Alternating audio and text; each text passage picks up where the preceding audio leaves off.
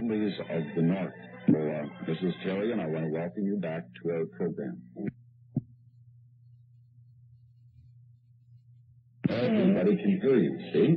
I can hear you much better. Now, I know all the people in Cornell are very proud of you, but I think people all over the peninsula know about you, don't they? By now, they should. Oh, yes. Station of the Force went around pretty good. And there aren't too many left now. But... Now, this new book is called Memories of the North, and it is on sale, isn't it, now? That is right. And let me see now. It's a white book, and the cover was chosen by Mrs. Johnson, Mrs. Phillips Johnson. Mm-hmm. And, well... It's very well done, isn't it? Yes, Mr. Hibbert, you know, is good at that, and he did a very fine job. That's Gene Hibbert, right? Gene Hibbert. Mm-hmm. And he did a very, very fine job, better than I expected, almost. Now, where do you sell these books? Well, they are selling at Safely's now, but they probably will be in more places, you know, when we get started a little bit. And in my home, too, I have several of them. And where do you live, by the way?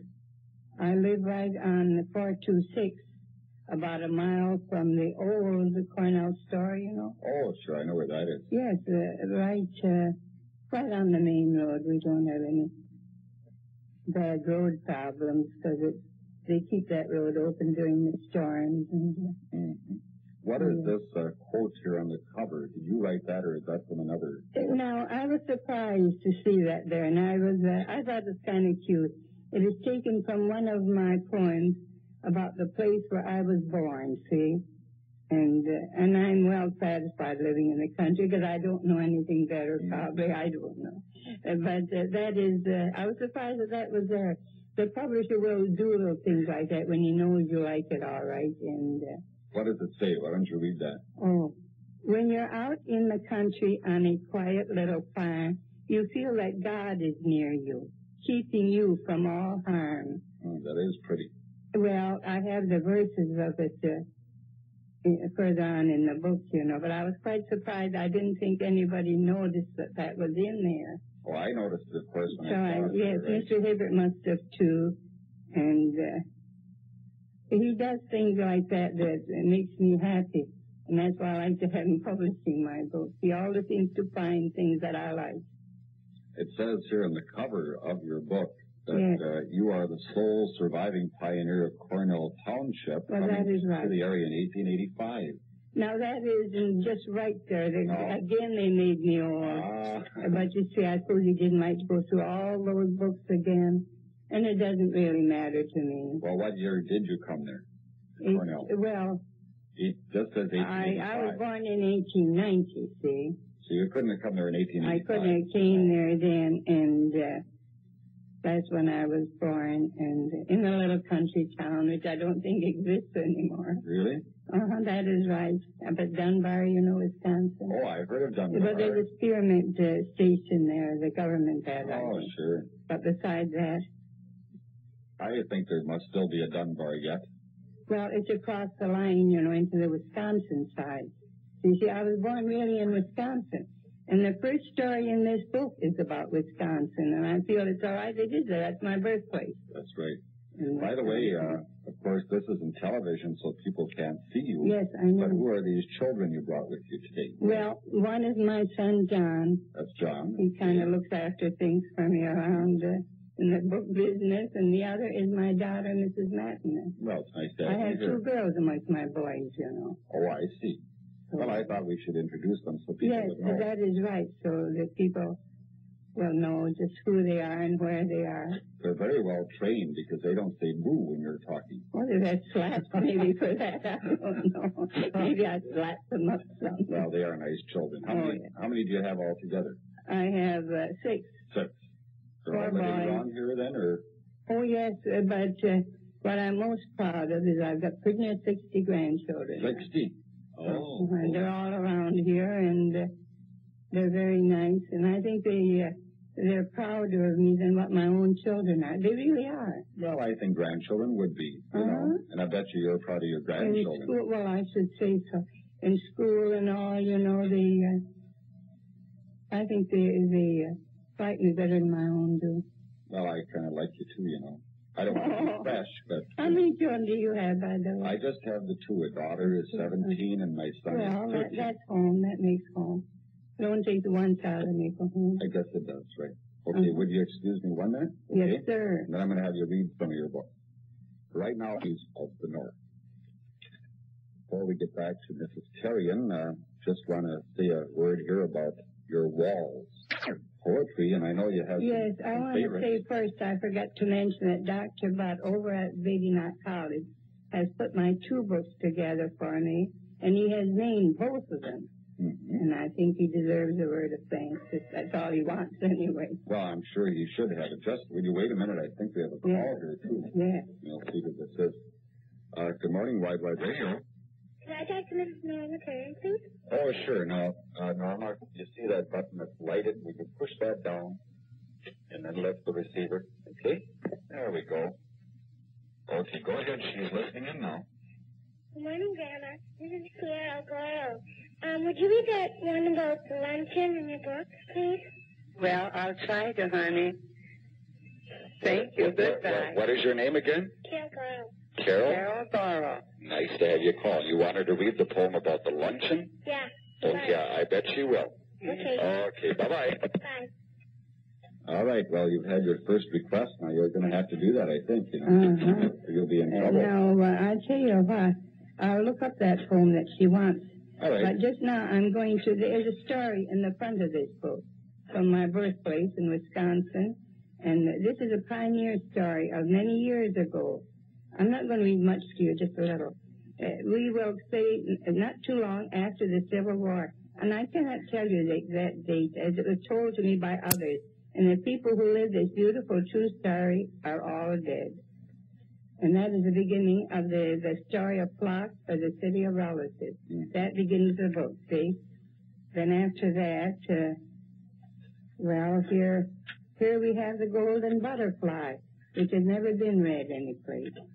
Oh, you lovely golden butterfly, with colors all so bright.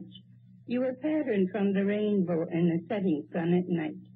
You started life so humble, just a worm, so meek and low. And now, behold your beauty as the sun sets you aglow. You fly around so quietly, you never make a noise. God made you very beautiful, but he made you without a voice. You are never like the bumblebee, you never sting or bite. The bee is never friendly, he's always looking for a fight. God made you just for beauty, something nice to have around. But as we try to hold you, you fall broken to the ground. We all could take a lesson from your quiet and happy ways and look around for sunshine and let it light our days. Now, that was written in 1963, and I don't think it was ever read before. Well, it's about time we read it. That's what I thought when I ran across it this morning. I wonder if I'm going to have a message here, and maybe while I'm doing that, you could look up that luncheon thing. Did you find that, I suppose? I guess it's in here. Okay, well, you look it up, and then I'll have a message here. You see if you can find that for your grandchild. Well, right, I find it. Now, this was written in 67 when the schools were having a little trouble about luncheon. Oh, I see, yeah. And this is for Carol Garn and Flashlock. They took away our hot lunch from the school where I belong. There must be a reason for it, but to me it seems all wrong. We always had hot luncheons that our school cook would prepare. Now we have to eat from lunch pails, which doesn't seem quite fair. At noontime I'm so hungry, so I open up my pail, and what I always find there would make a person wail. A sandwich and a piece of cake, a cookie or a bun. Each day is just about the same. From it, I want to run. I want to smell food cooking, see steam around my plate, and eat the kind of luncheon that our good cook used to make.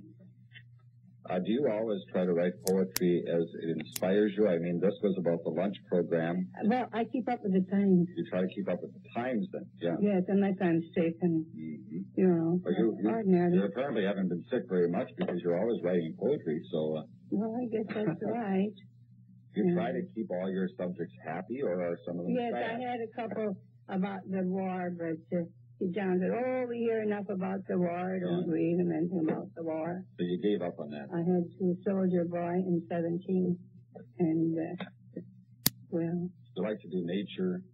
Well, I do what I see. Yeah. See. I don't get far from my home. I can go all I want, but, I don't know. I like to stay around where I live. And, Well, I suppose you're so used to being there that it's strange to go. well, I don't see any nicer place. I got my things and my little house and all my friends and relatives and neighbors around me. Do you still live in that original log house there? Oh, no, I tell you what, though, I do have a couple very pretty poems about that log house. That, like Philip Johnson made a special trip to my house to read those poems. He remembered when we lived in the little log house. That house is still standing, isn't it? Well, it's supposed to be standing. It's probably pretty well fallen down now. I thought I'd seen it. Of course, there's a lot of homes out there like that, too, you know. It was a nice little house, a lot of flowers, and I liked it. And, how old did you say you are?